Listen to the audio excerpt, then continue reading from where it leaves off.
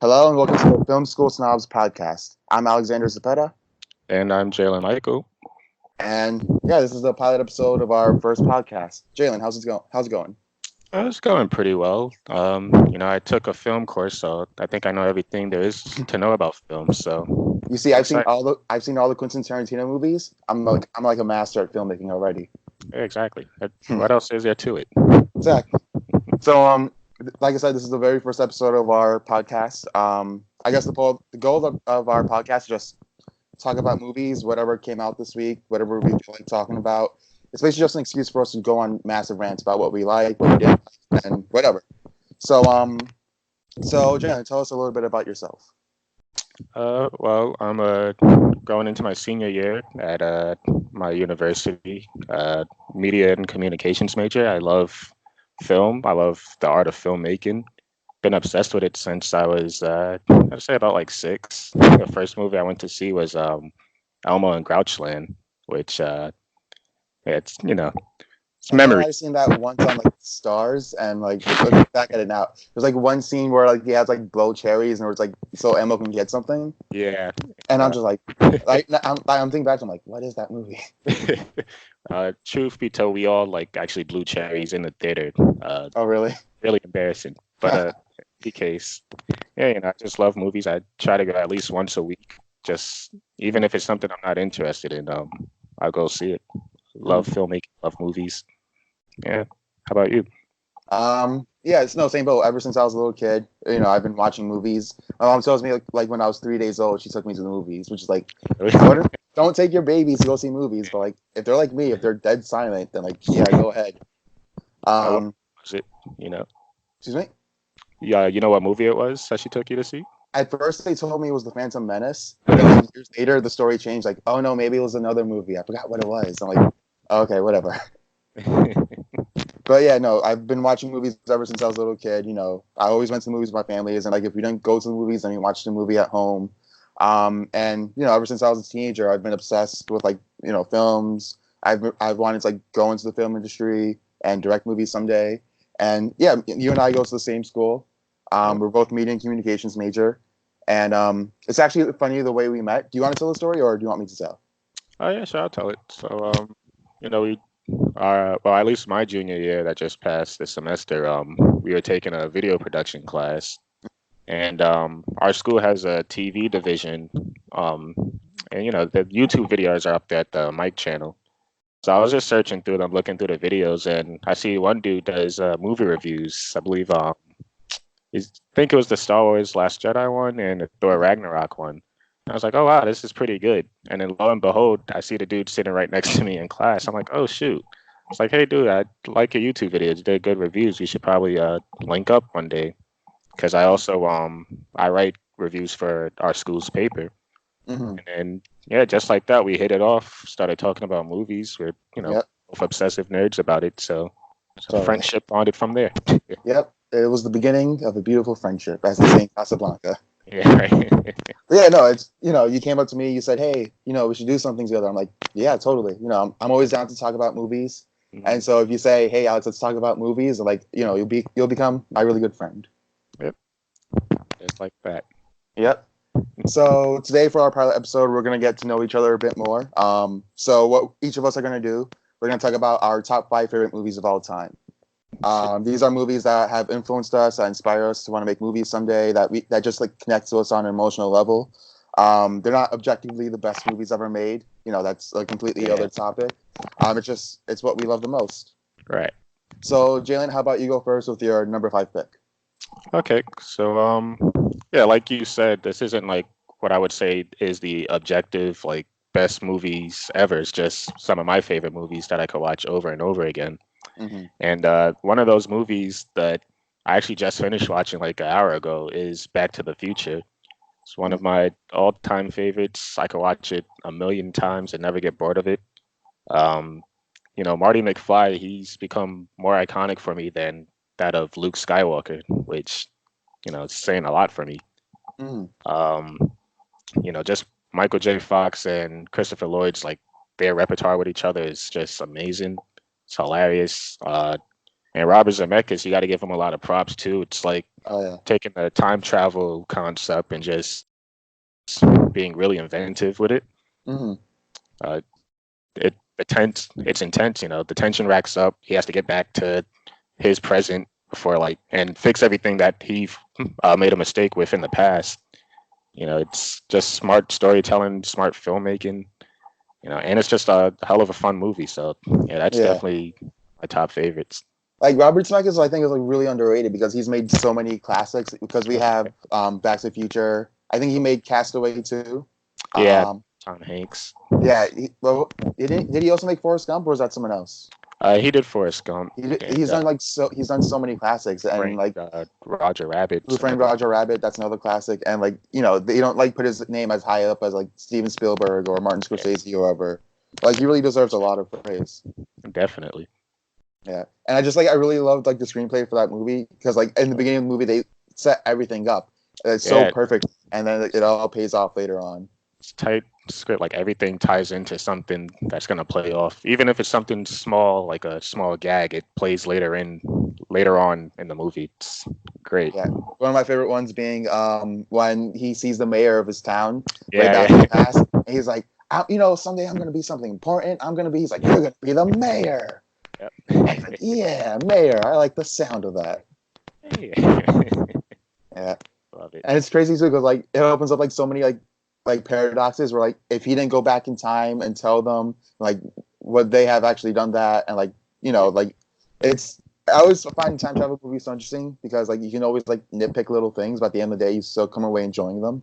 Oh, definitely. Like you sit there for like days just like theorizing and it's just like, oh, does that really make sense? But like I said, I watched it a million times. It's just like, yeah, I don't care. Yeah, exactly. It's not really about like the plot mechanics, more about like the emotions that you feel throughout the movie. Yep. So Yeah. yeah, Back to the Future. That's yeah, I would put that at my number 5 for all time favorites. Well, since we're talking about time travel and like time travel that doesn't make sense, I'm gonna go with Terminator 2, Uh, Judgment Day as like my number 5 favorite. Yeah, James Cameron, that like movie too. his story is just like really interesting because he started off. So he used to be a truck driver, and then like back in '77, Star Wars came out, Mhm. and he quit his job. He decided he was gonna be a filmmaker, and then he went homeless. He got to Oh, the point where his mom was sending him coupons for like Big Macs, where like you get one Big Mac, you get two Big Macs for like $1 and stuff. yeah. And so he was homeless. He had the script for the first Terminator, and he finally sold it for $1 under the condition that only he would direct it. So Oh he made wow. the first Terminator, epic movie, great action movie, great horror movie. The horror elements are really like underrated in that film. But Definitely. then he came back for the sequel with Terminator 2, and my God, is that movie just great all around? Great, well written characters, really great written themes about like the what makes someone human and machine and whatnot. And it's an all around epic action movie. Yeah, no, it's one of my favorite ones, and you know, my dad he always tells the story because it came back out in was it 91 or Mm-hmm. maybe 90? Yeah, Um, yeah, so he said him and his brother they went to the movies on the 4th of July to see it, and everyone was just cheering and applauding. And I think it became like the highest grossing movie of that year too. It's just oh all really? around American classic, and Yeah. you know, Arnold Schwarzenegger. Like, how can you not love the guy? Oh yeah, no, the dude is like really charismatic. He's great in so many movies. I love him in the Predator movies. Mhm. I've yet to see like Commando, but like from what I hear, like he's really good in that, and like that's Yeah, really he campy. is. So it's just like he's a guy. Like, how can you not love him? Yeah, you know, that's his niche. Is like you said, the campiness and just it's all around. Just you gotta have a fun time with him Hmm. with his movies. Yeah, But like like Terminator. Oh, what are you saying? I was gonna say like on the surface level, Terminator 2, it's just like a fun action movie with like killer robots and whatnot. Then like Yeah. when you really go deeper into it, like there's like this deep emotional core. You really connect with Okay. like John Connor and Sarah, and like that's what I really love about this movie. Yeah, that's like the biggest takeaway for me is like it's a story about a boy and his robot, really. And Mhm. you know, the action's great and it's stuff that sticks in my mind, especially with the T-1000, like how Yeah. shapeshifts and all that. Like it's cool visuals, but you really care for the humans. Uh, Exactly. Sarah Connor, shoot, Linda Hamilton. You know, Mhm. she's just all around badass. So Yeah. I do love these characters.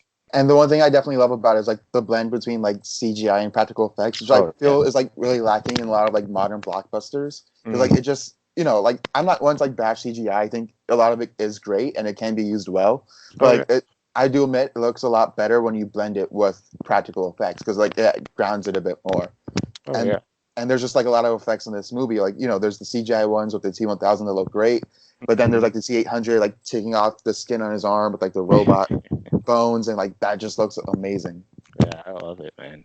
And you know, at least in my opinion, it sucks that this is like the last Terminator movie I could say is actually great Yeah. because everything else after that was just garbage. Yeah. Honestly, this is like the perfect ending for this franchise, and like I don't understand why you'll go further with it. Like the only reason is really to, like do a prequel of like in the future with like the war against the robots, which they tried with Salvation, and it's not good. Boring. Yeah, but like it's just like I find it so interesting because like the ending of T2 is all about controlling your own destiny and how like your destiny isn't predetermined. But then in the following sequels, it's like no, the war against Skynet's going to happen anyway. Just accept it. And like it's hard for me to like, get behind any Terminator sequel because like it's going against what everything that T2 stood for. Exactly.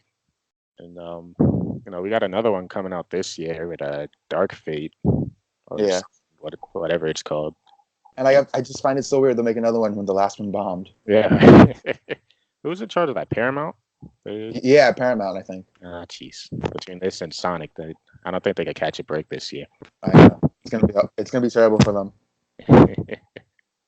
But yeah. So I guess I'll move on to my number 4 pick, which it's a movie that came out when I don't even remember what grade I was in. It's definitely elementary school. It's fairly 2004, and it's what I consider is Pixar's best work, and that's The Incredibles. Such Uh, a great movie. love it. I cannot get enough of this movie. And I know a lot of people they have their complaints about the second one. I think it's almost as good as it, but Incredibles 1 is just like miles above pretty much a lot of movies these days. I mean, you have Brad Bird here, who's his niche is mainly animation, but he tried his foot out with live action with Mission Impossible and Tomorrowland. Tomorrowland, right? Which I didn't really care for that much, but you could tell like animation's his specialty. And then with The Incredibles, you have a family of superheroes, and it's a superhero film that focuses on family drama and midlife crisis, and just being faithful to who you are as a person, letting go of the past. It's like all these themes coming out of well, I guess a lot of people consider a children's movie, but it's a film for anybody really, and I still watch it 1,000 times to this day. I have it on my iTunes playlist, or library rather. Can't get enough of it. Yeah, no, that's always been one of my favorites growing up. I remember I got like the McDonald's toy of like Elastigirl stretching, and I used to play with that when I was a kid. But it's just like it's probably Pixar's best movie. The animation still holds up really well today. And I just like the action in that movie is incredible. Like like they did a lot with like the animation they had, with, like Dash running on water, or when they fight the giant robot. Yeah, the Omni Droid. With Dash running on water, though, like I remember I was in the theater when that happened, and well, I didn't like share anything, but I just remember I had like the biggest smile on my face, like, oh my god, this is amazing! Like, I've never seen anything like that, and you could tell with Dash's face too when he does it. He's like, wow, this is amazing. Like it all pays off. It's oh man, I love that movie. Yeah, and it's funny too because I've seen a lot of people draw comparisons between this and Watchmen, which is like a really interesting comparison because like this is like drastically more lighthearted and kid friendly than Watchmen. But like if you look at the themes, like a lot of them like are very similar. Yeah, with the superheroes forced to go underground and all these legislations and whatnot. I always love stuff like that too, even with like Civil War. When the government has to get involved with superhero work, it always keeps the movies grounded. But at least I think Incredibles is like miles above Watchmen. Oh, totally. Yeah, and then the one thing I love too is what's the name of the villain? Syndrome. How like that's like predicted like how fan culture is now today. How entitled they are. Yeah, right. gonna eventually kill off all my favorite heroes from my childhood and Yeah. take the world. But Yeah, first, first I'm gonna go after George Lucas, then Sam Raimi, and I'm just gonna replace them all. I'm gonna make all the movies. all right. But not after you go after Ryan Johnson first. And but Incredibles, I mean, it's crazy. Like it's a movie from 2004 that still holds up to this day. Like I can't really say that for a lot of movies from like the early 2000s. That like I would consider them great movies, but I wouldn't say they'd hold up in 2019 standards. But Incredibles it like surpasses movies from this decade. Oh, totally. Yeah. Okay, so for my number four pick, I'm gonna go. I think this movie also came out in 2004. Mhm. It's another one of my childhood favorites. I love this movie purely because of I'm not purely because of nostalgia. Like, there's like a lot of merit to why this movie is so great. But Yeah. I've always stuck with it since I was a kid. I've been a huge Spider-Man fan, so I'm going with Spider-Man 2. Ah man. The pitch perfect Peter Parker story. That's And I say Peter Parker, not Spider-Man, because like it the whole thing about Spider-Man for me personally is like it's more about Peter Parker's difficulties like being made worse because he's Spider-Man. Oh yeah. Yeah, Definitely. and like when I think of Spider-Man 2, I think of like the symbol of like heroism and always doing what's right. And it's like if I'm going like the perfect Spider-Man story, Mm. that's Into the Spider-Verse. But if I'm going with like the more relatable Peter Parker story, that's Spider-Man 2. Because man, he has it bad in this movie. No, he just wants to pay his bills. He just wants to get the girl, and he can't do any of that because like freaking Spider-Man's ruining his life. Yeah, it's I love that movie too.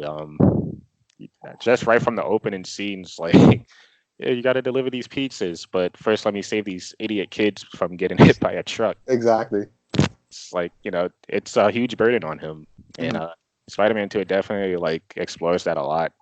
Um, I guess for me though, because like as much as I love Spider-Man 2, I think Homecoming kind of does it a little better though. Really. Yeah, I think at least from the high school aspect of it. Mhm. Um, because you see he wants to just live his high school life, but he also wants to be an Avenger, and Mhm. just like from his class trips to the house, Spider-Man always takes over that. But I think with Spider-Man 2, it definitely shows like a more adulthood version of that, Mhm. where it's like you say, he can't afford to pay his bills, he can't keep a job because Spider-Man takes over his life. Exactly. And like the one thing I love about it too is like, a lot of people's like, oh, this Spider-Man isn't quippy enough. He's not funny enough. But so like, is totally wrong. There's like plenty of great Spider-Man clips from in this. Like he throws the money back to Doc Ock. Here's your change. It's like they want him to be Deadpool, but like the one thing you have to understand about Spider-Man's jokes, they're not funny. They're incredibly cringy, and Right. like it's like that's how Spider-Man is. We That's don't his. laugh because his jokes are funny. We laugh because he's cringy when he makes Yeah. jokes. He's a nerdy dude that gains confidence with spider powers, but that doesn't change his personality. He's still a nerdy, cringy dude. Exactly. And like they fully embrace just like how nerdy Tobey Maguire is as Peter Parker. Like, Oh man, this dude's like a full on nerd. Like there's one scene where he's like trying to win back Mary Jane, and he starts reading poetry, and Oh my I just god, look at that like, oh no, I dude, remember what are you doing? that. I was sitting in a theater. Yeah, me and my dad and my brothers, we were all just like face palm, like, oh my goodness, this is tough. Yeah, but that's who Peter Parker is. Like Yeah. he's a socially awkward person. He has like all these responsibilities, Mhm. and then he has like the responsibility of being Spider-Man, of saving New York City, and that's just what Spider-Man 2 captures so well. Oh yeah, definitely. And I mean, the story aspect is great of that movie, but the action also, I think it's some of the Oh, it's best in the incredible. series. Like the train sequence is the one that sticks out to my mind. Yeah, that's a legendary action sequence. Probably one of the best I've ever seen. Yeah, Yeah, just and then what I love too is like how well Sam Raimi like blends the horror and action oh elements. yeah. Because there's like lots of parts in that scene where like Octopus like, is basically just like a monster in a monster movie. Mhm. And it's like like they'll have these like this big fight, then it'll slow down a little bit. Like where's Doctor Ock, and like he'll pop out of nowhere. Mhm. And it just like it really adds like the suspense and like to like the what's the adrenaline of the movie. Right. Yeah, even when you say the horror aspect, like his whole introduction to becoming Doc Ock, in the surgical room, and it just massacres all the operators in there. That's Like, terrifying stuff. that stuck out to me when I was a kid. I was like, wow, this is Yeah. oof. And Spider-Man 2, it's great.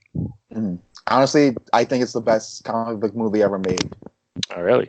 Yeah, Huh. like I think it's like I wouldn't say significant. I think I put it above The Dark Knight, and I love The Mm, Dark Knight. I put it above like Logan or any of the MCU movies. yeah, I love that so much. that's cool. It's dope. Well, I guess we're moving on. What was this, number three now? Number three, yes.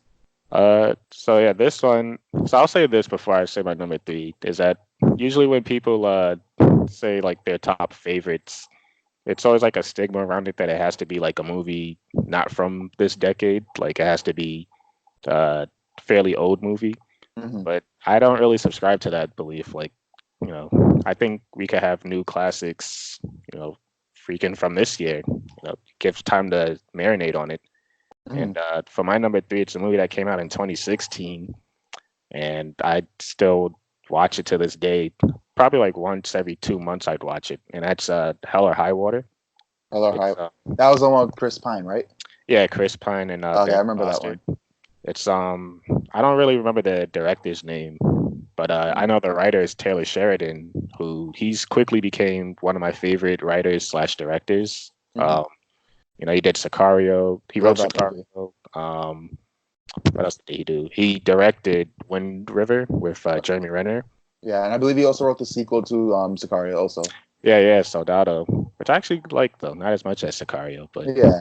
I yeah. definitely think like the opening is like really silly. It's like, yeah, the Mexicans like smuggled in the Taliban. Oh It's like, yeah, what is this? But then like after that, like the movie like becomes a lot less silly and like it's a lot more enjoyable. it's definitely tense. Gets me hyped for the next one. Mhm. But yeah, Taylor Sheridan, like even with all of that, even with Sicario, I'd put Hella High Water over it because it's a western, a modern western, but it's also a crime story. It's these two brothers. They rob banks in this Texas region, with the goal of paying back the banks from taking their mother's farm. And the irony of it is that the banks that they're robbing is the bank that's taken their family ranch. So, it's like poetic justice in a sense, but it's also like, wow, these guys, are robbing people and killing people. It's kind of a dick move. Mhm. But there's just a lot to love about this. I mean, the scenery, the screenplay, I don't understand how it didn't win an Academy Award for that because I think it's one of the best written movies, in quite a while. Was it even nominated? I believe it was. Oh, okay.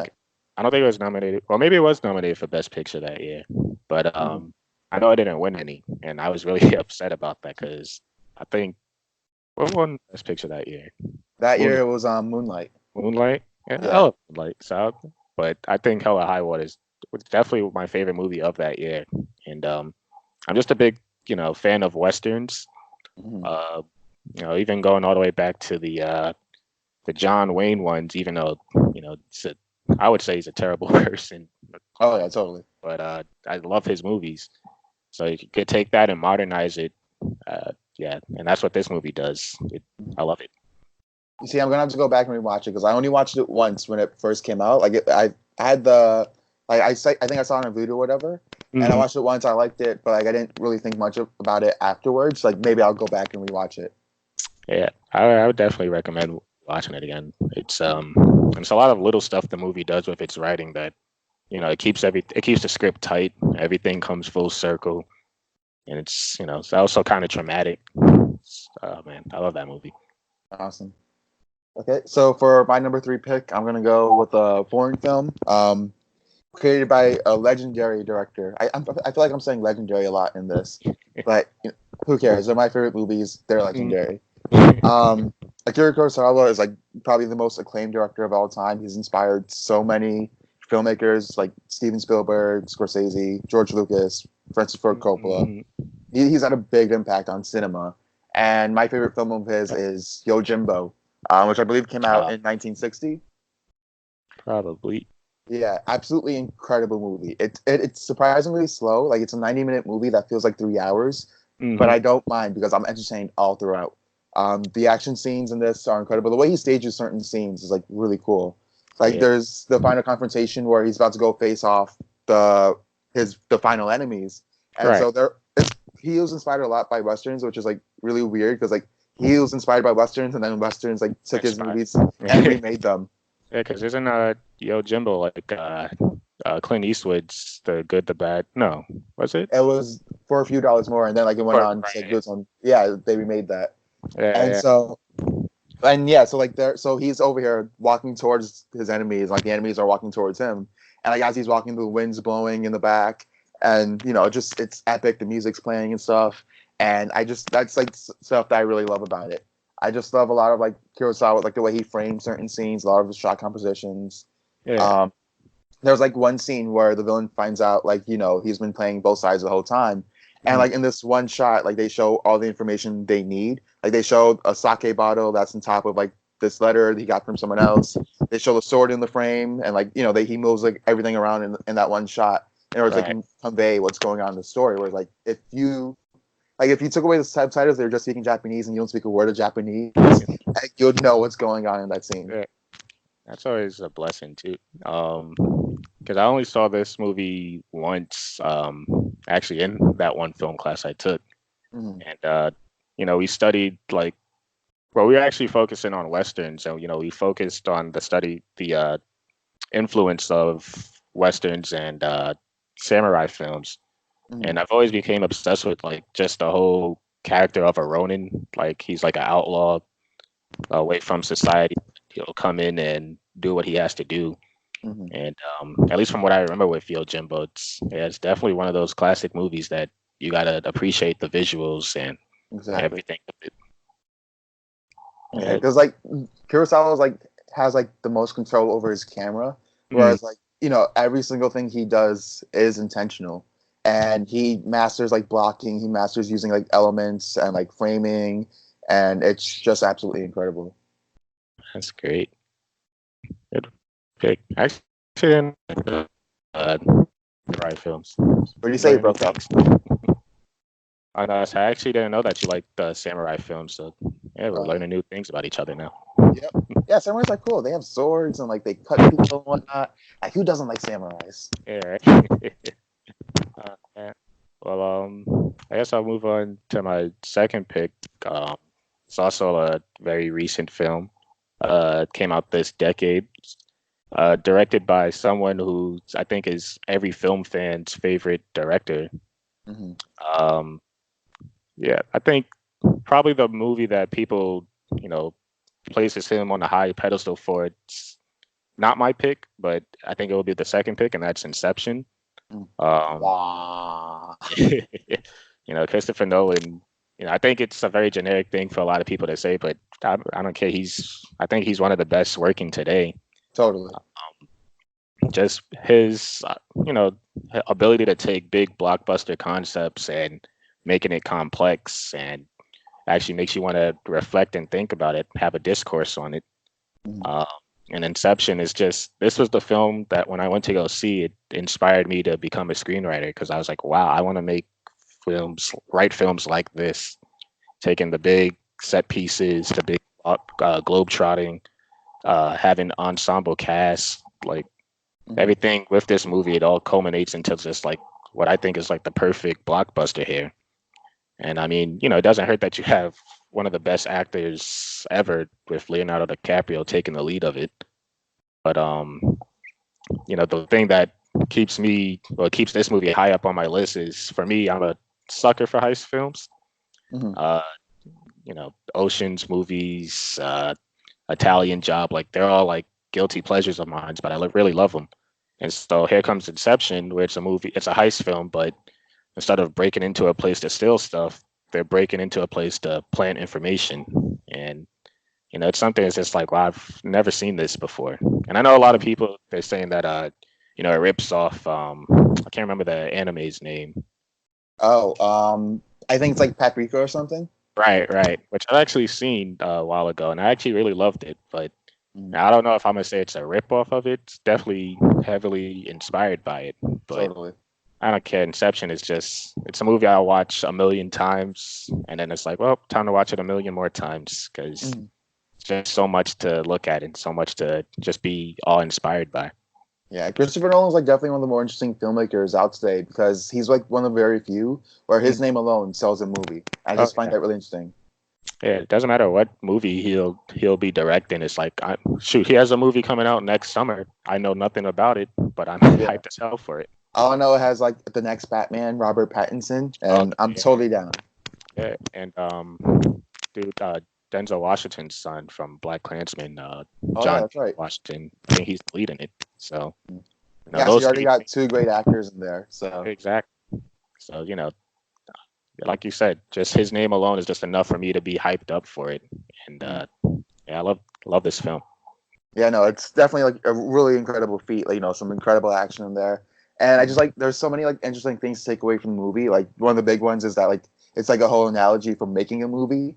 Mm, Where like Leonardo DiCaprio is like the director, and like someone else right. is like the script writer, someone's like the set designer. Because Yep. like the whole entire film, the entire point of the film, like they're trying to like break into this guy's mind, so they Mm, can like they can like force like a certain emotional reaction out of him, and that's right. basically what you're doing with movies. You're trying to like force like a certain emotional reaction out of people. Oh, that's a good point. I didn't think of it actually like that. It's actually wow. Shoot, maybe Yeah, have a whole new appreciation for it because what I've taken out of the film is just like the whole idea of like taking dreams and making it reality. So yeah, I guess that does tie into the whole filmmaking process. mm, Taking your ideas and bringing it to the audience of people, like you said, get a reaction, an emotional reaction from them. So mm, shoot, it's a whole new appreciation for the movie now. yep. Okay, so disclaimer before I go into my top two. So my other three, like I can probably interchange them like any day, like with like any other film. But these top two are like the ones that no matter what, they will never change. Like it's impossible for me to like take these away from my top two. You have to like make like a really great film order for me to like move them. Right. So for my number two pick, I'm gonna go with Francis Ford Coppola's Apocalypse Now. Ooh.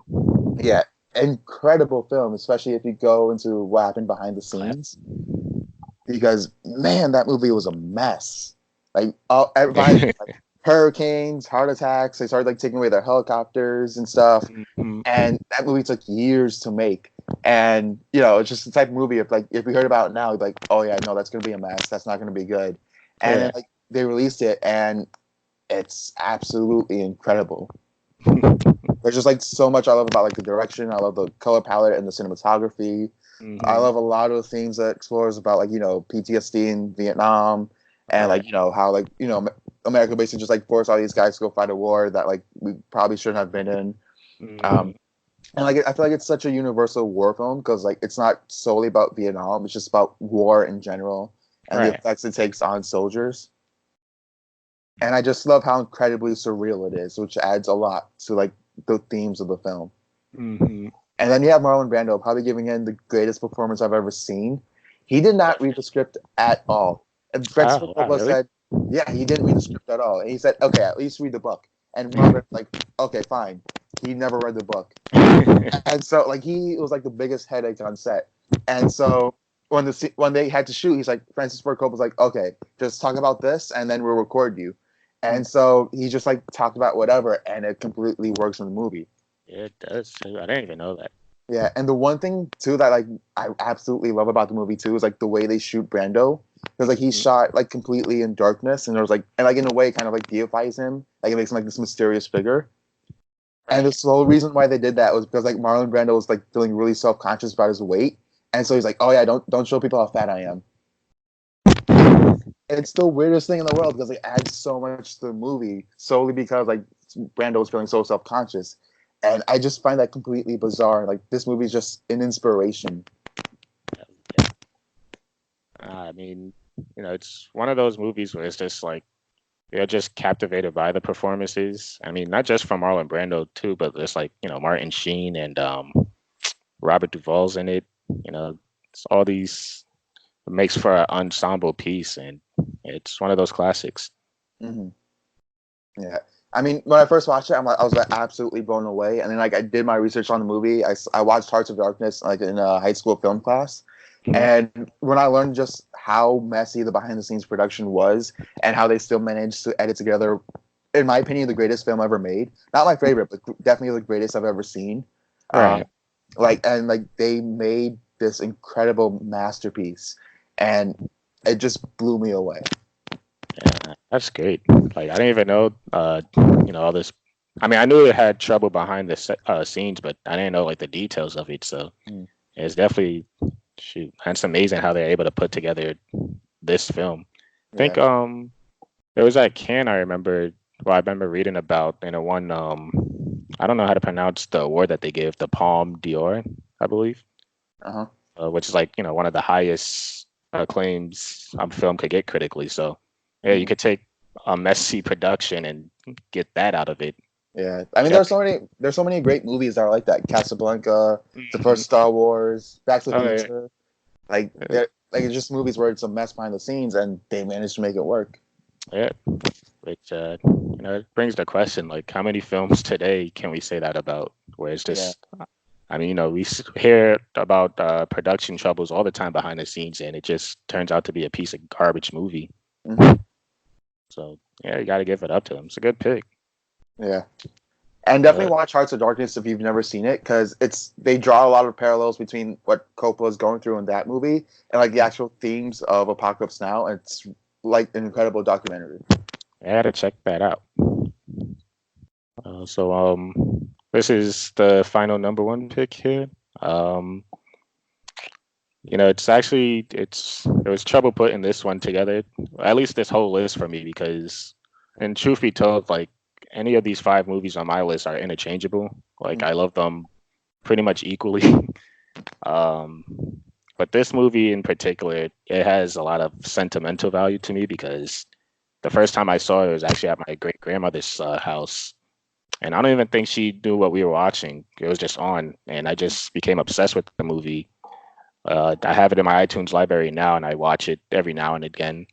Um, from one of the greatest filmmakers of all time, Alfred Hitchcock, and this film is North by Northwest. I Mhm. think it's one of the best thrillers I've seen ever, really. You got Cary Grant. He's got a case of mistaken identity, and it brings him into like this whole political scare from the government who are after him and trying to kill him from exposing this big secret. Mhm. And the whole film, he's on the run, but he's trying to also expose the truth and clear his name. And it's just like a lot of great set pieces in this film, a lot of iconic set pieces. I mean, just think of like in pop culture, how many times you've seen, a shot of somebody running in a cornfield, and then in the background you see a plane chasing after him. Like, Oh yeah, it's been like set. It's been like parodied a whole lot and oh, homaged a lot in cinema and film and exactly, TV shows. exactly. And it's just, Cary Grant, the actor, he just has so much charisma just oozing out of him. You know, this whole film, I don't know how many times I've seen it, but it's definitely been over a dozen. And each time I'm also like finding something new about it. It's like, oh wow, I didn't put that together at first. Mhm. And it's a lot of subtle acting choices that I think they make here. And Alfred Hitchcock, he definitely constructed something that I think this is one of those films where it's like in a film class you definitely have to study, like Totally. no doubts about it. And the only bad thing I could say about the film is that it ends way too abruptly, Hmm. which I don't know if they ran out of film or something, but they had to wrap it up. But other than that, I think it's probably the only movie I would consider a perfect movie, where it's like, besides the ending, it's just like, wow, this movie is amazing. Oh yeah, and like definitely like Cary Grant is the best part of that movie because he's super sarcastic all throughout it. Because Hmm. he's just like he's really annoyed that these people have like mistaken his identity, and so like there's one scene at the beginning where like they kidnap him, and he's like, "Well, it's not that I mind kidnapping. It's just like I had a play I was gonna go to today. So if it's okay with you, I'd rather go." Hmm. And it's really good. It's really funny. Love it.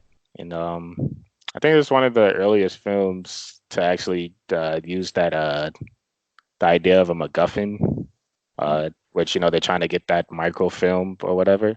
But it's actually like one of those times where it's like usually when a film has like those MacGuffin items where it's just like, oh, it doesn't really add to anything. It's kind of annoying.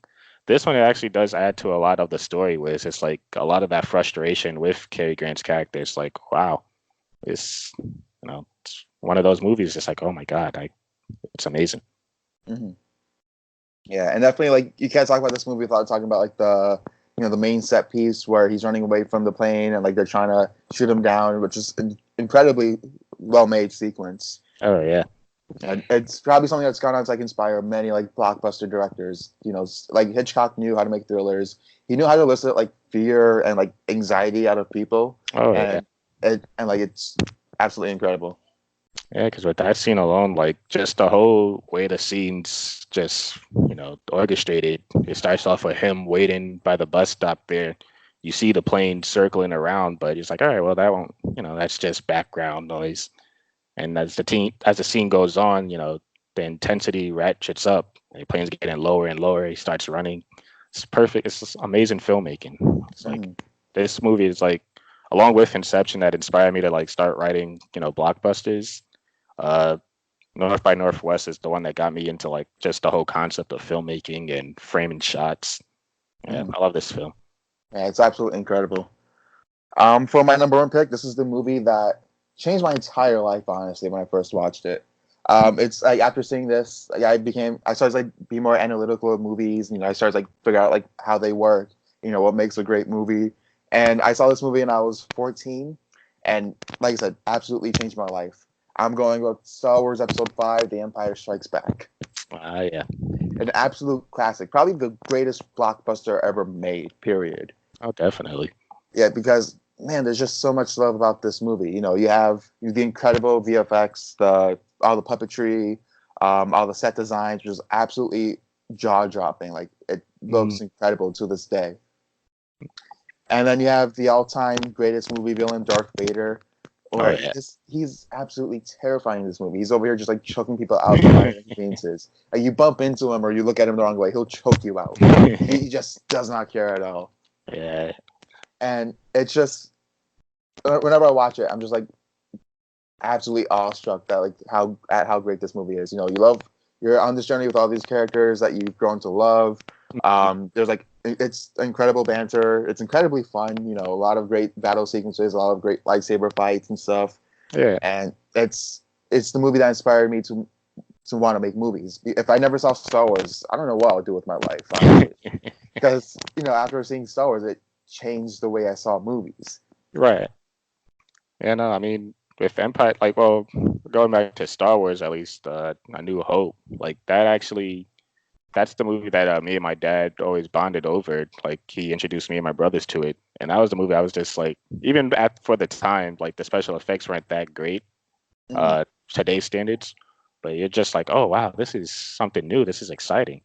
But when you get to Empire Strikes Back and it, like, takes those characters and complex them, it's Mhm. just like, oh my God, this is a blockbuster on a whole nother scale that Exactly. inspires a whole new culture of films. Because I mean, Yeah.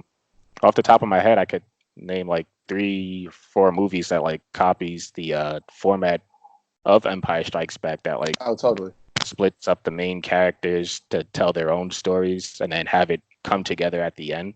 Hmm. Yeah, it's a great pick. I love that film too. And it's just like incredible for what it's done for like the entire trilogy because it's like it was the darkest. It's like Mark Hamill said, there's the beginning, the middle, and the end, and like this was like they were dedicated to making this entire trilogy a 3-act structure. So this Right, is the middle one, where it got the most intense, where they're really fighting for their life, right. and it just ends on this big cliffhanger where Han Solo gets taken. We don't know what's going on with the rebellion, and it's just like it really leaves you on the edge of the seat, and you want to know what happens in the next movie. Right. And just that ending. Well, probably the best twist or reveal of any movie of all time. Just the simple words of "I am your father." It's like, wow, this Yeah, changes everything. it really does. And it's funny too because like everybody knows about it. It's like when I first saw it when I was like 14, like everyone's like, "I am your father. I am your father." Hmm. You see someone named Luke, you go, "I am your father," and then they Right. get extremely annoyed. So yeah, I knew what was going on going into the movie, but like it adds a whole lot like to Luke's character because his whole life he was told his father died, Darth Vader killed Mhm. his father, and then to learn that Obi-Wan was lying this whole time, and and like they even told him, "Don't go fight Darth Vader. You're gonna lose. You're gonna." it's gonna impact you in a way that you're not gonna like. And he's like, Mhm. no, I gotta go do it. I gotta save my friends. Like this was like a very ignorant Luke, a very, what's the word I'm looking for? I guess ignorance is the best word to go with. Yeah, Uh, but like, Ignorant, arrogant. yeah, and so and it's just like a big part of his arc of like learning to become a Jedi, learning Right. to like control his emotions and stuff, and it's absolutely incredible. And the entire fight in general Oh is yeah, amazing. I love It's like that. a really great slow burn.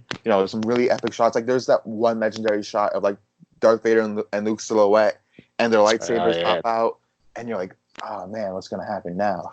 it's great screensaver material there. Hmm. And yeah, I mean, I think the word that you said, slow burn, definitely describes the movie the best because I mean, the action in the movie, it's interspliced in there, but for most of the movie, you're with Luke and this annoying green puppet on a swamp planet, watching him train and watching that frustration with Luke. But it all pays off at the end of it all. It's like, yeah, this is a great piece of cinema work here. Exactly. And, there's just like also like the way it's directed. There's a lot of great like symbolism, and like I love a lot of the shots in this. And it's like I said, it's the movie that's gone on to inspire me the most. Like when I start making movies and I'm making blockbusters, like you're gonna see that Star Wars inspiration all over. I'm gonna have like these weird alien creatures and like all these like big epic battles and stuff. It's all gonna be thanks to Star Wars. And it's unfortunate because we're in the new age of Star Wars now with the Disney sequel trilogy. Hmm. And I guess Last Jedi was supposed to be the empire of this new trilogy here, but I guess it just didn't connect with the fans as much as they hoped it would. Yeah. I mean, I don't know so much about that because it's really just like more of a vocal minority, a very Right. like loud and vocal and like rude minority of people saying, "Oh, Last Jedi sucked. It ruined Luke. I don't like diversity. White people only." Yeah, And well, and it's just like, but the movie still made 1.3 billion. So are you going to yeah, listen to the money? Or are you going to listen to like the annoying, remake the Last Jedi people? and I think I do think it probably is vocal minority, but I guess we also have to wait and see how this Rise of Skywalker comes out. Mm-hmm. Like, I think it's definitely going to be clear to gross over 1 billion, or at the very Also, least, it's going to do better than Solo. mm, But if it does have a drastic drop from Last Jedi, then is it something with Disney and what they're doing with their movies, or are people just not interested in Star Wars as they once were? yeah. I find that hard to believe, but you know, Mm. something we just haven't touched a movie like Empire since, in my opinion. Totally. Like as much as I love The Last Jedi, I Mm. put it as my second favorite Star Wars movie, which I've gotten a lot of hate from my friends for.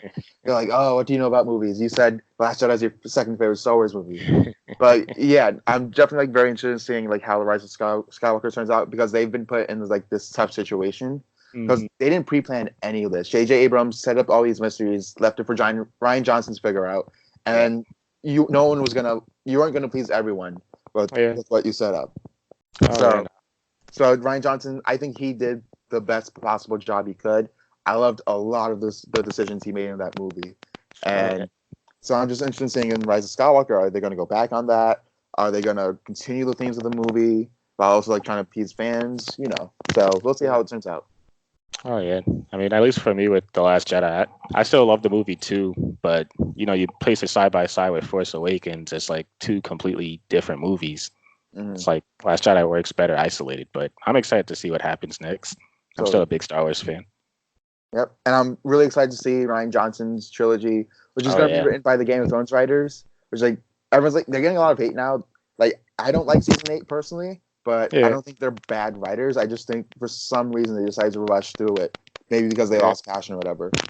Yeah, that's the thing. Like people are saying that the Game of Thrones this new season is, suffering from bad writing.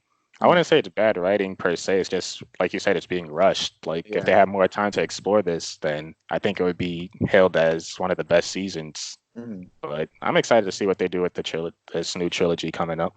totally. Yeah. And Ryan Johnson also he has that Knives Out movie coming out this November, which Oh I yeah, need to see I'm a so trailer for excited. it. I'm excited. Yeah, because I've seen Brick and I really loved Brick. Looper is really good Looper, too. love it. That And one after Last episode of Jedi, Breaking Bad. oh yeah, Ozymandias, I think it's called, and it's Yeah, absolutely incredible. So best I'm one. I'm down for anything he does at this Oh point. yeah, definitely. Okay, so that was the main event of this podcast. Have you seen anything this past week that you would want to talk about? Anything that piqued your interest? Yeah. Well, this past Thursday I saw John Wick Chapter 3.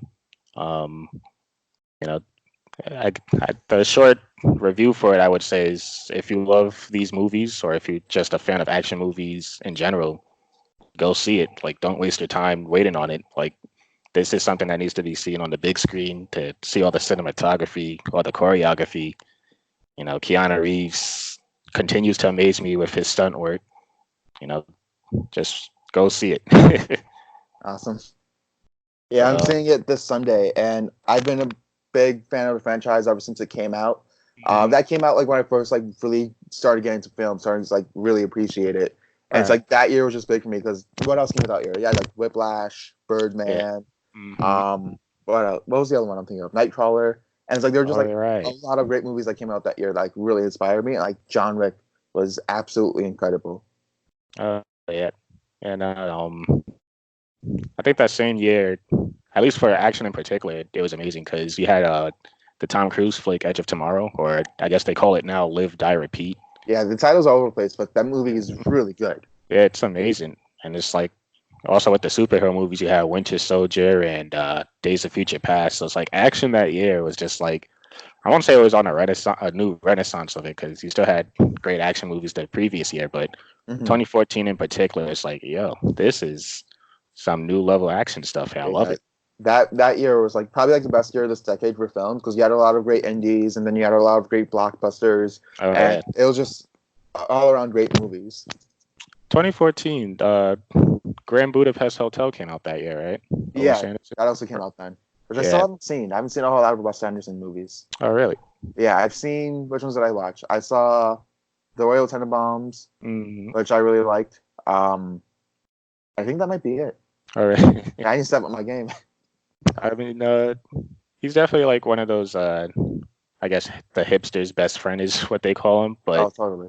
his films though they're amazing. The three of my favorite ones would be Grand Budapest Hotel, Fantastic Mr. Fox, and actually the one that just came out last year with Isle of Dogs. Oh yeah, which I Oh man, never got around to watching, but I really wanted to. I love that movie, man. Oh my god. But, going back to 2014, yeah, that Grand Budapest Hotel and John Wick and Whiplash, those are like my top three of that year. Oh, totally. But Yeah, I really love Whiplash. Nightcrawler was really good too. mhm. Um, Gone Girl, like Oh yeah, his latest movie. It's like he hasn't directed a movie in a while, surprisingly. yeah, that is actually kind of surprising. Yeah, because he was supposed to do World War Z, but I think he either quit or that movie got canceled. All right. Oh yeah, they were trying to make a sequel for that. Yeah. I know they just I came out with a video game for it. oh, did they? Yeah, that's like a co-op zombie shooter. I didn't hear much about it, but Gotcha. So yeah. So any last thoughts on John Wick or the year 2014? well, at least with 2014, I'm trying to remember like what else came out that year because like that was a big year for me because I think I was a sophomore that year, and I remember I was going to the movies like every week. And another big one for me that year was Guardians of the Galaxy that came Such out good. that summer. Yeah, Yeah. that was probably Marvel's best year because like they Oh, Winter Soldier, Guardian of the Galaxy back to back. mhm. Like wow, that was incredible. Yeah, wow, you actually took me back with the 2014 talk because that was wow, shoot, that was a great Yeah, year. because like I said, like 2014 was like when I started like really getting into film. That's like when I said when I first saw Star Wars and Empire Strikes Back, Mhm. and I'm like, whoa, movies are kind of incredible. Right, And then then like all these great years come out, all these great movies come out in the same year. I'm like, right. oh, really cool. Dawn of the Planet of the Apes is another one I just remembered. Oh, incredible! Like I'm really looking forward to seeing what Matt Reeves and Robert Pattinson do with Batman. Oh yeah. So wait, let's talk about that for a second. So with this new Batman film, yeah, we just got the news. Robin Pattinson, he's in the running for the lead of Batman now. Mhm. What are your thoughts on that? A lot of people are gonna like hate on him because Twilight. Oh, he's just a sparkly vampire. His acting sucks. that just goes to show you don't Mm. watch a whole lot of movies. You gotta watch Good Time. I don't like love it as much as everyone else does. I think that it's a good movie in the moment. It Right. doesn't leave you with like a lot to think about afterwards. But I Mm. will admit, Robert Pattinson is amazing in that movie.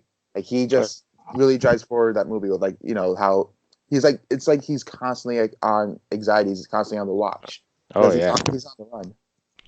The fun thing about Good Times is that the main characters with Robert Pattinson and his brother, who he directed the movie, right? Mm. Yeah, Ben Uh, Safdie. Ben but Safdie yeah, and his brother too. I forgot right. who his name was. But the characters in that movie, like, they're kind of idiots. Oh So yeah, it's like it just makes the whole film like just see how it escalates on that one long night. It's just like, yeah, Robert Pattinson, he is amazing in that, and for that reason, and there was a couple other films I've seen him in. I actually have never seen Twilight. Come, to think about it, but you see, my mom was like obsessed with that, so we saw all of them in theaters. oh really? Yeah, and like at the time I liked it. I was like 8, so what do I know? It's like ooh, vampires and werewolves. I like that, even if they're like in love and stuff. And now looking back at it, like yeah, no, those movies aren't good. Like they were very not PC. Yeah, no, I haven't seen it, but I know it was like a huge phenomenon, and that's what thrusted Robert Pattinson in the fangirl community. But he was also in the Harry Potter Goblet of Fire. I remember Yeah, he played Cedric Diggory. Cedric. Yeah, yeah, and I liked him in that.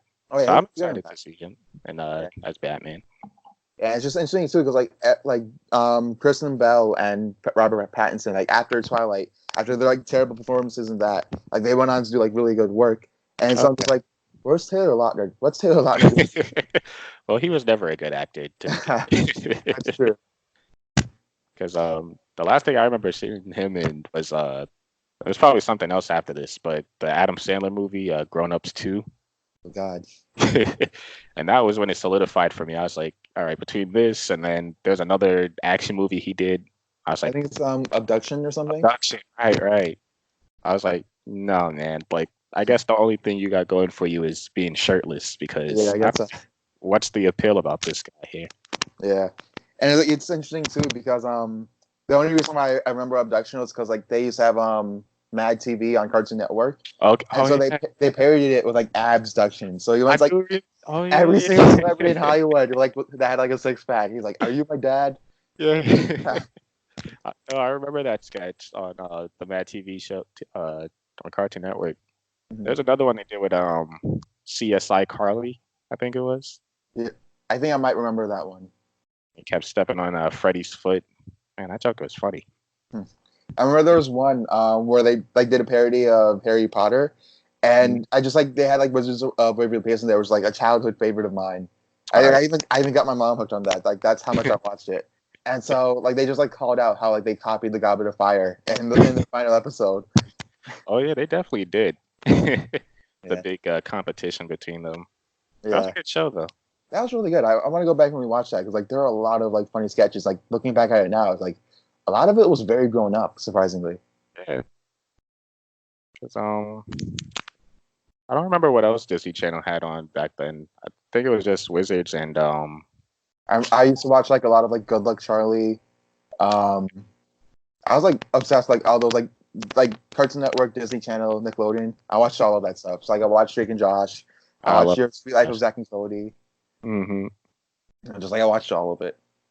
Yeah, those are the fun shows. Zoe 101 was a personal favorite of mine. Me and my Oh yeah, cousin that also. one's really good.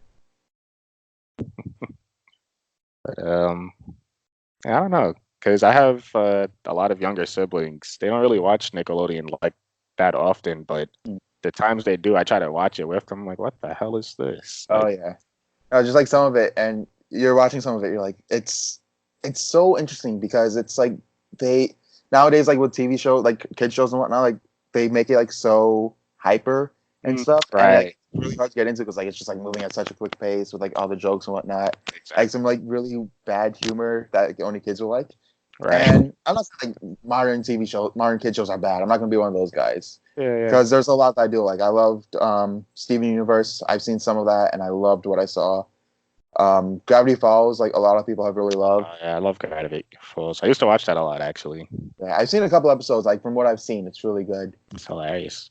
Yeah, Actually, my little brothers, the show that they're like obsessed with now. I don't know how you feel about it, but I know a lot of people hate it. Is Teen Titans Go?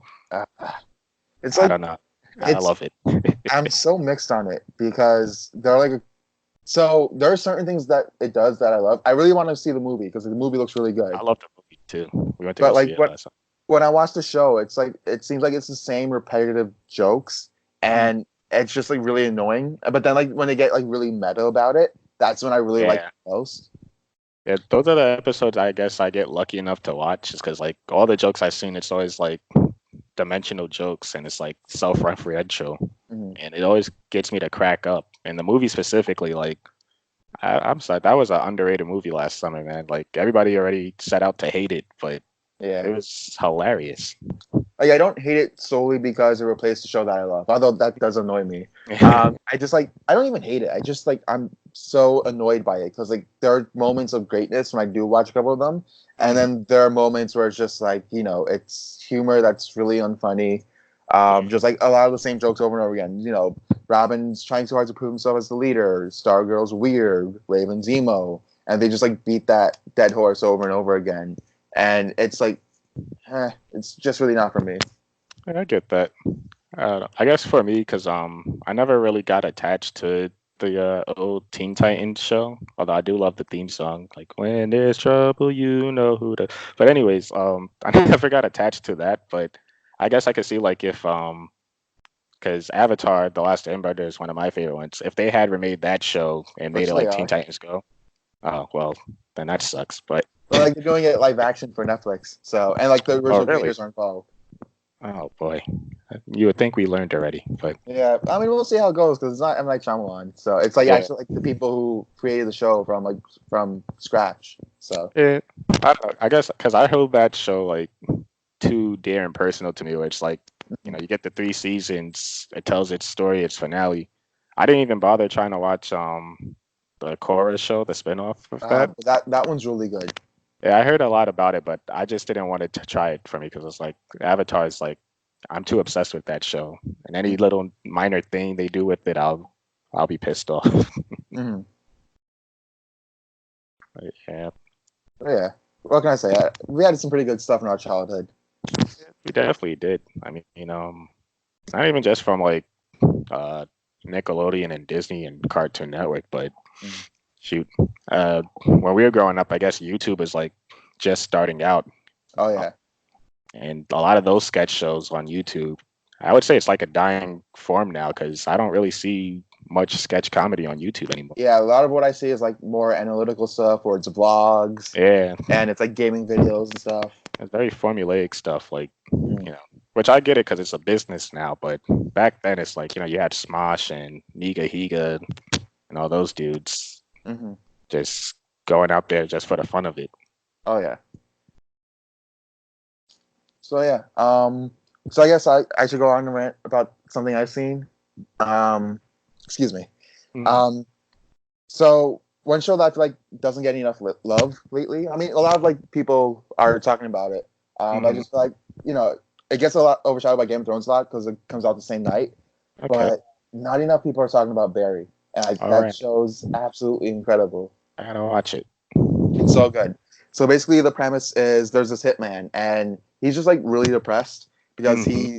he does a lot of terrible things, Right. and so he just like has like a lot of unresolved emotions that he has to deal with, and so he joins an acting class. He's like hired to like kill one of the people in the acting class, Hmm. and like he checks it out. He's like, wow, I really like this. Maybe I should be an actor.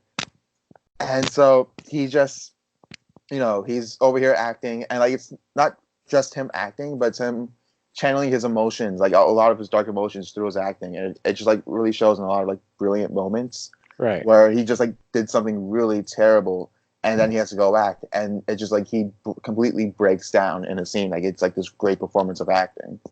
Oh wow. Jeez. Yeah, like there's one episode. I don't know if the spoiler is not. I'll be as few go with spoilers as I can, but Hmm. Yeah, 'cause I so do want to watch it. So. So there's an episode where his girlfriend it's revealed that his girlfriend was in a marriage was married once, but like, it was an abusive relationship, Okay. And so, the acting teacher says, okay, everybody write about like a really dark moment in your life, and then you're gonna perform it up on stage. And so he has to Right. play the role of her ex-husband, and he has to choke her out because Wow. that's what he did to her. And Yeah. so he just feels really uncomfortable with it because he's a terrible person basically, and Right. he's done a lot of terrible things, and he wants to put that behind him. Right. And so the girlfriend's like, "Oh, come on, just choke me!" Like she gets really upset about it because like this is her piece, this is her sharing her pain, and like he's just getting really uncomfortable with it. And so there's like, so they reveal something that he did when he was back in the military, which is like, and like really takes a toll on him. And they Okay. tell him, channel that pain, channel that anger you felt, channel the darkness and that. And Right. so he does that, and so he's up on stage, he's acting, and it's absolutely incredible. But you also know there's like a euphoric moment for him because he's Mm. like able to express himself, but also doing it in a way where it's not going to endanger, his Right. relationship with people because he's a hitman. He kills Right. people for a living. And like, I'm talking about like all the dark stuff in the show, but also got to mention how incredibly funny it is. Yeah, that's what kind of appealed to me with the trailer. Is like Bill Hader. He seemed pretty funny in it. Yeah, like he manages to, like, create a show that's like incredibly dark, but Hmm. also incredibly funny. Like the tonal shifts. Like I'm like really big. Like one thing that really annoys me like movies and stuff is like when they do like these weird tonal shifts. Right. And so like the way he manages to like make that work, like have this like really dark comedy and then like have these like really dark dramatic moments, Hmm. it's really great. Like it's not jarring at all. That sounds amazing. I gotta check it out. Shoot. Definitely. Like it's on HBO Go. We're only 2 seasons in. The final episode is this Sunday after Game of Thrones. And so, you only have 2 seasons you have to catch up on. Each one's 8 episodes long. I believe the Oh episodes shoot. are 3 minutes. So Oh shoot. That's perfect then, because I need something to watch this summer. So I guess I'll finish that in like a week. it's like I don't watch a whole lot of TV shows week to week. I've been like, Yeah. I'm more like I'm more used to binge watching, but I've been trying to like, catch up on stuff. Hmm. And so like that's like one of the 3 shows that I watch week to week because it's just that good. It keeps me on the edge of my seat. I gotta check it out. I heard because a lot of people were talking about this. I'm not sure if it was this past week or 2 weeks ago where it had an episode that was just blowing people's minds away. Oh yeah, episode 5, and like it's really interesting too because it came out the same weekend as the Battle of Winterfell Felt right, and Endgame, and right. all three are great battles, like some Mm. great epic battle sequences. But like the way Barry does it, it's like incredibly comedic, but also incredibly dark. And I was laughing, I was at the edge of my seat. Like that's just probably the best episode of the entire show. You got me ready to watch it right now. Then shoot, sounds Yeah, amazing. it's so good, and like it also comes to like after an episode that really leaned heavily into like Barry's dark nature, and it's Okay, like it was like really great because like it was a kind of a break from that, where it's like you focus more on the comedy while it right. still delved into Barry's psyche and like his relationship with like his father figure and whatnot. Oh wow, there's a lot of complexities with the characters. It seems so. Oh yeah, it's absolutely incredible. I definitely recommend it. All right. I'll probably wait till the final episode comes out this Sunday and then just Mhm. start from the beginning. Totally, You yeah. got me hyped up for it. It's just like expect to laugh a lot, expect to just like really be invested in these characters. It's like honestly, you can draw a lot of comparisons to Breaking Bad because there's a Okay, lot of that's similarities, like with like the dark comedy, like the way they portray these like terrible people as like really sympathetic. You know, yeah. Well, that's the only thing you needed to tell me. Then I'm in already. awesome. Because actually, what's funny that when you say about like the dark comedy and the tonal shifts, um, not really. Well, Breaking Bad definitely, but at least my favorite show now is Better Call Saul, Hmm. and it does exactly that. Where it's like you got the character of Jimmy McGill. He's a scumbag, but you can't help but laugh. Like this dude cracks you up. Oh There's a yeah, lot of shady stuff going on, but you know you yeah. can't help but look at it and just like wow. I've seen the first couple of episodes of that, and it really intrigued me. I just didn't get around to finishing it because I got like so backed up with, like schoolwork and whatnot. So I may finish Right. that this summer. Um, but yeah, it was like really funny, but also like incredibly dark at times. Yeah. Like the scene where like he's basically like he's lawyering for these two guys who are about to like get killed, Yeah. and so he's just like, oh, just break their legs, Yeah. break one leg each, He and then negotiates for them. he takes them to the hospital. He's like, oh, you got my leg broken. He's like, listen, I brought you down from a life sentence to 5 years. it's perfect. Like Bob Odenkirk in that show, it's just natural charisma, man. And Totally. so it sounds like Barry's exactly like that. And now I'm hooked on. I'm, signing into HBO Go as we speak right now, getting ready to watch it. So Awesome. Yeah, I totally watch it. It's absolutely great television. I can't recommend it enough. And like especially after like a disappointing episode of Game of Thrones, mm, this brings up my spirits a lot.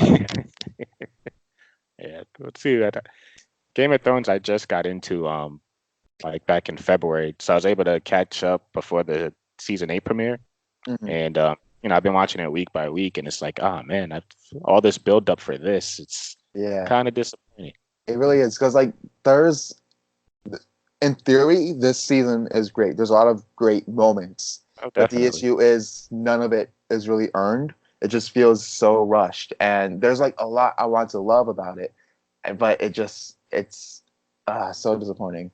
Like the story, I think, they kind of set it up in the previous seasons to lead up to this, but this season and last season in particular, it's just incredibly short. They had to rush through a lot of that, and Hmm. like you said, it's not built up enough. It's not earned. So Yeah, and it's just like it's so interesting because George R. R. Martin said this show should be 10 seasons long. yeah, HBO said they will pay for 10 seasons, but the showrunner said no, we want 8, and we want each the last 2 seasons shortened.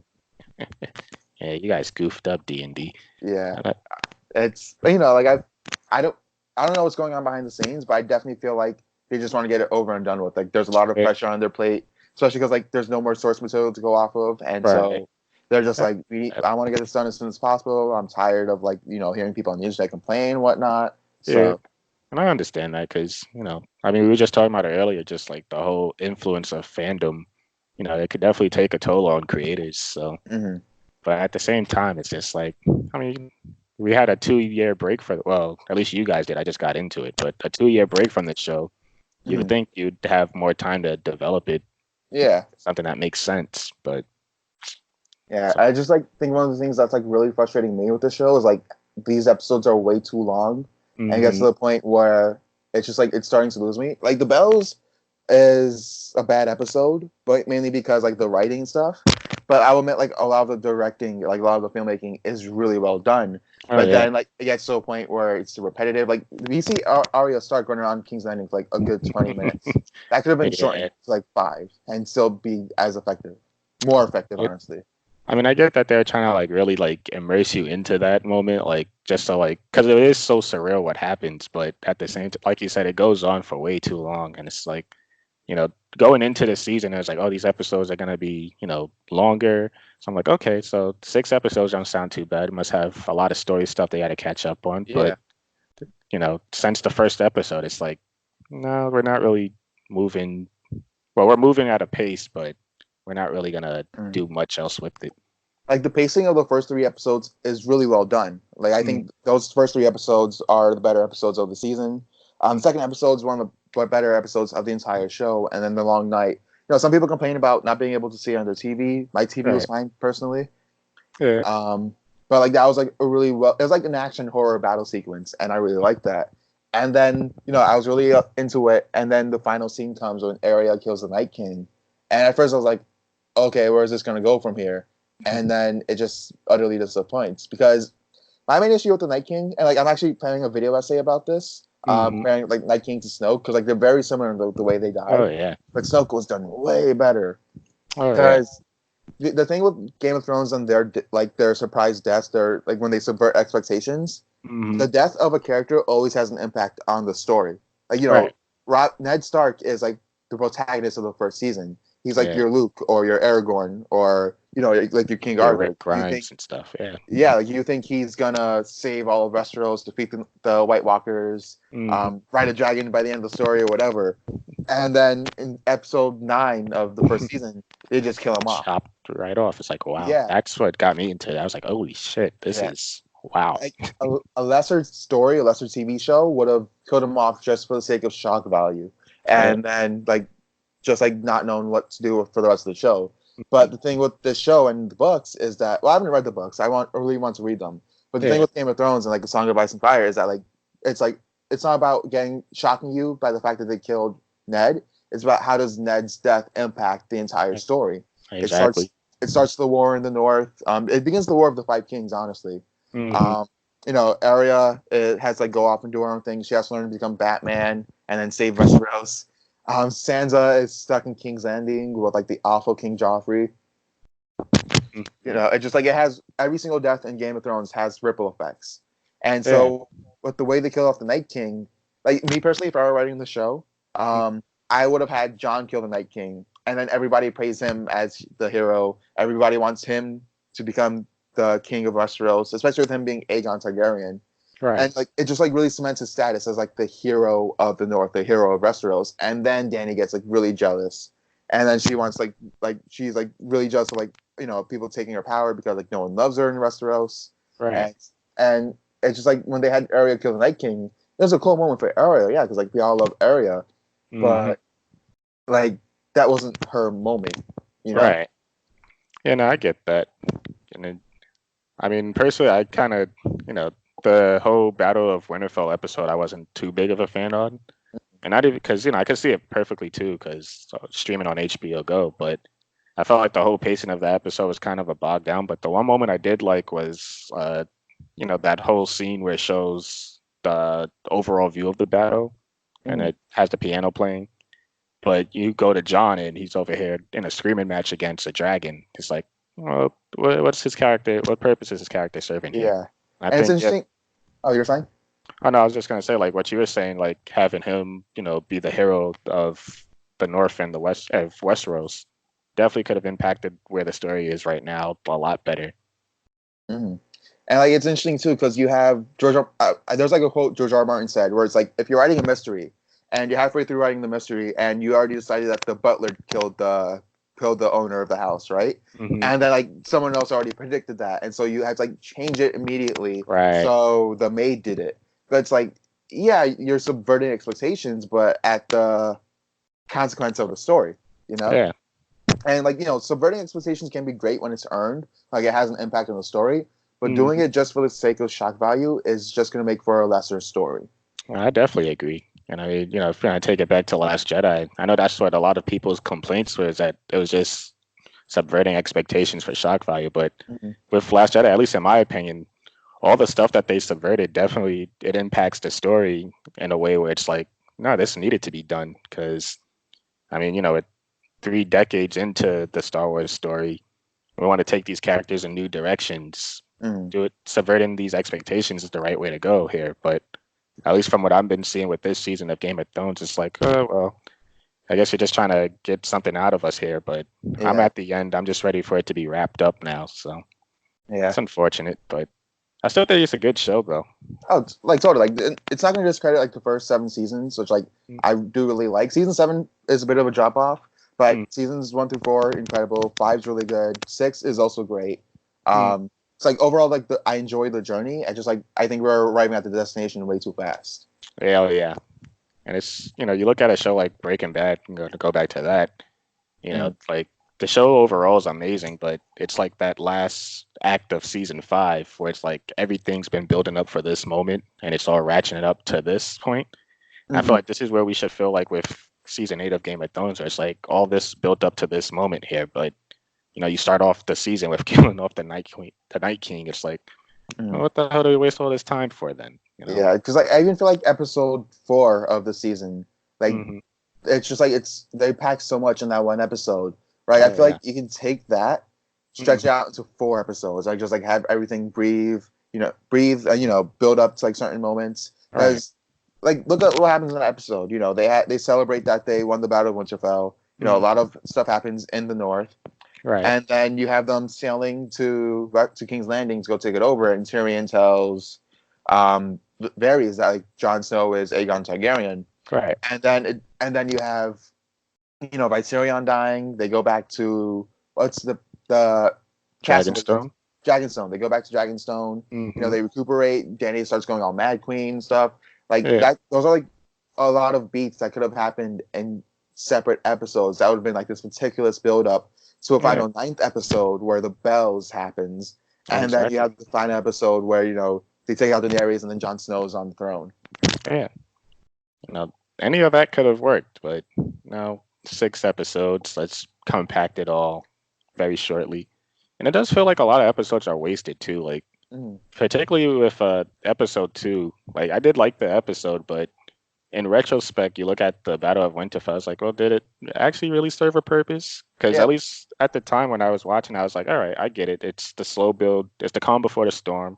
Mm. Might be the last time we spend with any of these characters here, but the next episode, I don't think any of those characters really died. Come Yeah, to think it's of it. it's so weird because like it's one of the better episodes of the series, but then you look at Battle of Winterfell, like they're all preparing to die. They're completing character arcs. They're like Yeah. reconciling with people they hurt or with people they love. And it's like, Right. okay, so yeah, a lot of these half these people are gonna die off. And so then Battle of Winterfell comes. Who dies? We have Jorah, Theon, Yeah. who else? The Lord of Light, dude. I forget what's his name. yeah. Uh, There's so many that's characters in the right. show. And then you have Lyanna Stark. So that's like 4 deaths right there. Well, the guy from the Night's Watch. Like these are all like minor characters. Yeah, exactly. They're not big players in the story. Yeah, it made me retroactively look at episode 2. It's like, oh, we did not need to have this then. This could have been a part of episode 1. I mean, there's a lot to like love about the episode, like especially with the Tormund and the Giant's Milk. Oh, It's like absolutely hilarious. And I'm just like over here, I'm watching Battle of Winterfell. I'm like, they would win if they gave everyone Giant's Milk. Yeah, right. Yeah, and then you have like Brienne being knighted. So then when you watch that, you're like, okay, either Jamie is gonna die or Brienne's gonna die, and then like they both survive. Yeah, and then I didn't really care for for what happens with them at that point, but yeah, with that episode, there was a lot of great moments in there. It's just none of it really pays off like as I was thinking it would. But we'll see what happens this Sunday. Hopefully they're able to put a nice bow on it. Seems kind of hard to now, but yeah, it's like it's not even like a show like Lost, which I've actually never seen, but I just hear people talk about all the time. But it's like they ended on like on a note that like didn't satisfy fans. Like if you end with Dany being the Mad Queen and you end with Jon taking the throne, that's what people have been wanting this entire show. But it's just like you rush shortcuts. You've taken the shortcuts. You've rushed. You haven't given enough build up. You haven't given enough character development. Right. And so it's just like we wanted to see this the entire time, but you just didn't earn it. Yeah, I agree, 100%. It's unfortunate because I was really loving this show. I will say though that besides Game of Thrones, I think you were saying earlier like that and Bear is like the only few shows you watch week by week, but for me it's Game of Thrones and then a show that just finished its season this past Thursday, Brooklyn Nine-Nine. I haven't seen the newest episode yet, but I've like watched all of season 6 and I've really loved it. It's amazing, man. Like I was nervous, once Fox canceled it last year and moved on to NBC. I was like, well, I mean, NBC's got the Good Place and Parks and Rec was funny, so I think it'll be a good fit. But I think it's one of the better seasons of the show, honestly. Oh yeah, it's a lot of fun, really really funny and stuff. I've absolutely loved the season. Yeah. Did you see the Cinco de Mayo heist? Yeah, I did, and that one was really good. Like the entire, I did not see spoiler alert for Brooklyn Nine-Nine. Wee woo, spoiler. But I did not expect for Terry's like be so involved in it, and like last minute he's like he planned this whole thing like months in advance. Yeah, right. Yeah. Or to coordinate with his lieutenant exam. Yeah. And the part that cracked me up laughing is like Jake's trying to like hop on the bandwagon and take credit for him. And Terry was like, "You didn't do shit." Yeah. Probably like one of my favorite episodes of the show was on Jake and Amy were discussing having kids. Okay. And Terry, like Amy's like, "Oh, don't worry, I left Jake alone with Terry," and Terry's gonna like convince him to want kids. And then he cuts in, he's like, "Don't have kids." And he's like, "Don't you love the kids?" He's like, "I do, but if you're not ready for kids, you're gonna mess those kids up." And he's like, "I love my kids, but do you know how many times I've seen Moana? I didn't even finish Breaking Bad." It's hilarious, man. Yeah, and it's great cast of characters. Yeah, and it's funny too because that's like the situation my aunt was in. So she has a 2-year-old who only watched Moana for the longest time. Oh man, I mean, there's a lot worse movies you could be stuck on, but you could be watching like Norm of the North or something. Oh god, I've always been trying to avoid that movie as much as possible. I seen like a good 2 minutes of the opening. I was like, nope. Yeah, I never even watched, but I just like that's like it's crazy too because like animation usually doesn't get panned that bad because like you usually have like a lot of really good people behind it. Yeah, and like that North, the Emoji Movie. It was just like the exceptions to the rule. Because like I don't remember the last time we had like a truly awful animation other than those two. It helps that the animation in both those movies are god awful. So, and ashamedly, I took my little brothers to see Emoji Movie that summer. Oh boy. I don't know why they wanted to see it, but I was like, sure, why not? It can't be as bad as people are saying. No, it was worse. It was so much worse. Oh man. And it's But weird too, because the year after that, I think Wreck-It Ralph 2 came out. And yeah. like a lot of people like were saying the same thing about the trailer, like, oh, it looks like a copy of the Emoji Movie, blah, blah, blah. But it was significantly better. Way better. You know, like it just like had like this really deep emotional core, especially like when you got to the third act. They got like a lot more real than I expected it. So it's like, you know, it's like, oh, you gotta let let friends go so they can succeed in life. Like, you know, it's just a part of life. And like, geez, they really got me. You definitely get a couple of tear jerkers in that film. Yeah. The one that gets me though is just like, you see the whole all the Ralphs coming together, and that whole theme of letting your friends go, and Ralph's being able to see himself like, oh my god, I'm acting like a complete dillweed now. Oh yeah. Like, oh, this is like real close to earth here. Mm-hmm. But compare that to the Emoji Movie where Patrick Stewart's a literal piece of shit, and it's like, well, they can't all be winners, I guess. Yeah, that should be funnier than it is, honestly. Like Patrick Stewart being a poop emoji, right? Like, that should be way funnier. Why is it not? I think American Dad already, did as much as they could with Patrick Stewart being a dick, and then this movie comes in, it's just not funny. Yeah. And it's interesting too, because like that's obviously trying to write off the high of the Lego Movie, and the Lego Movie is so interesting because it's Phil Lord and Chris Miller. They have a reputation for taking really bad ideas and making absolutely great movies. Oh yeah, definitely. Like there's a lot about like 21 Jump Street that shouldn't work, or the Lego Movie. Like it's like there are like reboots or like commercials, and if you hear the idea, like no, this is gonna suck, and then you watch it, like wow, this is really great. And I don't say they get away with it because it's definitely a part of the charm, but it helps that they're self-referential, especially with the Jump Street movies. It's like, yeah, well, we ran out of ideas, so this is what we got here. Exactly. But it's funny though. It's like, yeah, you guys are great writers, man. Totally. Yeah, even with like Spider-Verse, there's like a whole lot of like self-referential humor, or like it knows, like yeah, you've seen the Spider-Man origin like way too many times, but here it is again. It's gonna be better, and it was. It's like, okay, one last time, okay. Spider-Verse, that's one of my favorite movies of last year. Oh yeah, that was my number one. You know, I'm a hardcore Spider-Man fanboy, like we talked about earlier, and it got me on such an emotional core. Yeah, I think that was the only movie I teared up at in quite a while. Yeah, that movie gets you in the feels. So I think that's going to be all for our first pilot episode, our first test episode. Jalen, where can the wonderful people of the internet find you on social media? Honestly, you won't be able to. But if you tried, just search for Jalen Michael on Facebook, and I'll probably add you. Maybe. Awesome. So you can follow me on Twitter. My Twitter username is Jedi Master Alex. It's at AlexZep99. I also have a letterbox that you can follow. I forgot my username. Give me 1 second. So actually, yeah, just look up the same name at AlexZep99. It's connected to my Twitter. So you can follow me on those two spots. This has been the Film Snob podcast, the Film School Snob podcast.